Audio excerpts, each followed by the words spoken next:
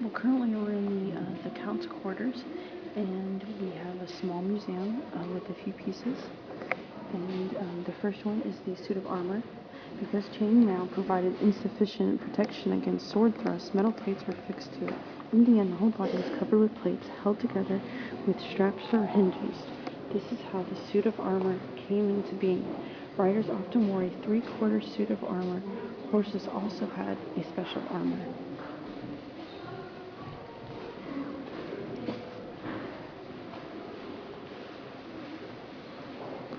Okay, this one is battle axes and battle hammers. Type A, the type of axe that can be thrown enables one to strike the opponent from a distance of 3 to 4 meters. The battle axe is a typical hacking weapon. Yeah, oh man. I don't know which. And Oh, these are the ones that you could throw. It looks like it.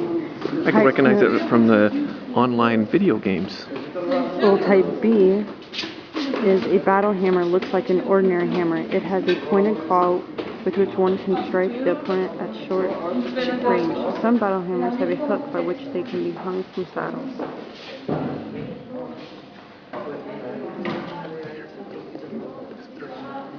Number 3 is the coat of mail and suit of armor.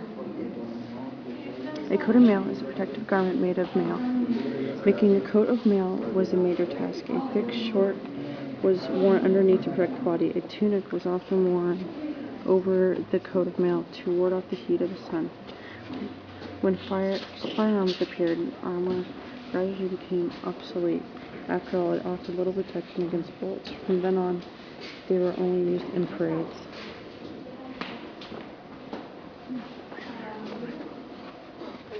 Number 4 is the battle bludgeons and flail. The bludgeon is one of the oldest weapons. The first were heavy animal bones and thick pieces of wood, and later they were metal. This led to the battle bludgeon, with which one could smash shields and cuirasses, breast or backplate. A flail is a weapon to beat with and consists of a stick with a chain, on the end of which is a metal rod or ball, sometimes with iron points. It derives from the agricultural flail. Number 5 is the stabbing weapons. A dagger is a small, lightweight hand weapon that is silent in use and easy to hide. Daggers were used to stab. It was possible to pierce coats and arms, and they could also be thrown. There were silver types. A rapier is a quick, handy stabbing weapon. It has a long, double-edged blade and a fine handguard. It was mainly used for self-defense in the dangerous life of the city. From the Renaissance, nobles and courtiers wore a rapier as a fashionable showpiece.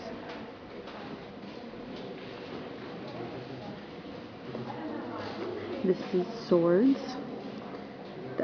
The executioner's sword is a broad, double-edged sword without a point. Upper-class people who were condemned to death were beheaded with this sword.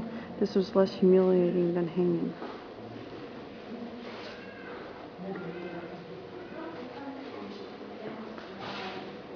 The oldest swords were used chiefly as weapons to hack and beat with. When the opponent wore a suit of armor, the sword had to be able to penetrate between the plates, so sword blades became narrow and more pointed as time went on.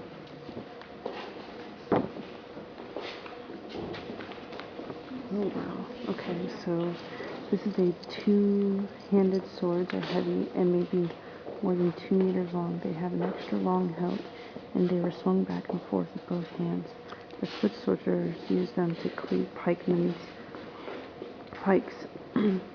Their serrated blades enabled them to pull suits of armor apart. Two-handed swords were mainly used in the 16th century. Beautiful. There are so many sorts of staff weapons. Protections have a wide blade that runs to a point with projections or wings near its base. Its users pushed the blade between the plates of the suit of armor and was then able to pull the rider of his horse.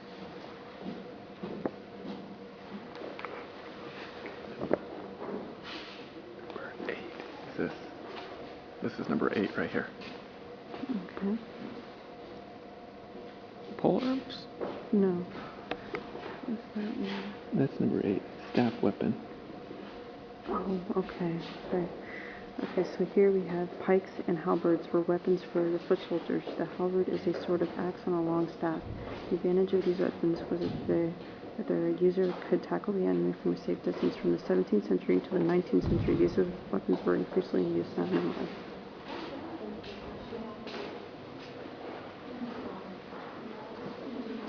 There are many sorts of staff weapons. Precisions have a wide blade that runs to a point with projections for rings near its face. That's what I said earlier. Got them mixed up, sorry. Okay. Alright. Number 9. That would be this. Crossbow. Okay. Number 9.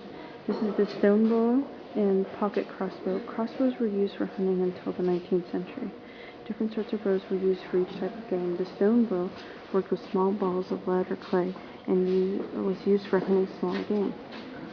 The 17th century metal pocket crossbow, oh, that's cool.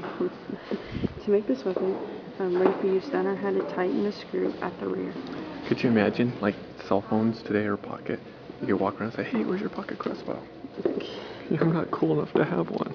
The 10. This one right here. The crossbow is heavier than the longbow and also has a greater range. These bows are often nicely decorated and were used for shooting birds.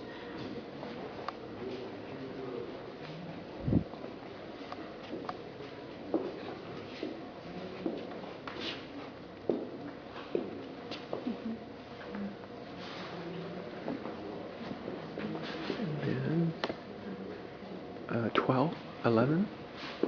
You'll be on number 11. I believe it's pronunciated as arquebus, loading chambers, wheel lock gun. The first firearm for the Ventures was the arquebus. Its user poured gunpowder into the pan at the rear of the barrel and ignited it with the fuse so that the charge itself exploded in the barrel.